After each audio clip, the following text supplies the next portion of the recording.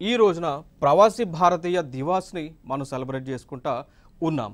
So ప్రవాసీ భారతీయ దివాస్ అనేటువంటిది ఈ రోజున మనం ఎందుకు సెలబ్రేట్ చేస్తున్నాము అంటే 9th జనవరి 1915లో మహాత్మా గాంధీ గారు ఎవరైతే గతంలో సౌత్ ఆఫ్రికా అనేటువంటి ఒక దేశానికి వెళ్ళారో బారిస్టర్ చదవడానికి కావచ్చు, దానితో పాటు లీగల్ ప్రాక్టీస్ కోసం తన యొక్క క్లయింట్ యొక్క అవసరం మేరకు ఎవరైతే సౌత్ ఆఫ్రికాకి వెళ్ళారో సో వారు భారతదేశానికి తిరిగి వచ్చినటువంటి రోజు. సో 9th జనవరి 1915లో మహాత్మా గాంధీ గారు సౌత్ ఆఫ్రికా అనేటువంటి దేశం నుంచి భారతదేశానికి తిరిగి వచ్చినటువంటి రోజు సందర్భంగా ఈ రోజున ప్రవాసీ భారతీయ దినోత్సవాన్ని మనం జరుపుతూ ఉంటాం.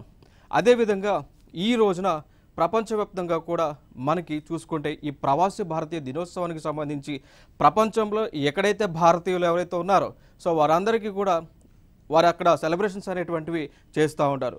దానితో పాటు ఎవరైతే భారతీయులు ప్రపంచ దేశాలలో ఉన్నారో సో వాళ్ళందరూ కూడా భారతదేశానికి భారతదేశంలో ఉన్నటువంటి ప్రజలకు డెవలప్మెంట్ ఏ విధంగా చేయాలి అనేటువంటి కాన్సెప్ట్ సంబంధించి కూడా క్యాంపెయిన్స్ అనేటువంటివి నిర్వహిస్తూ ఉంది ప్రభుత్వం.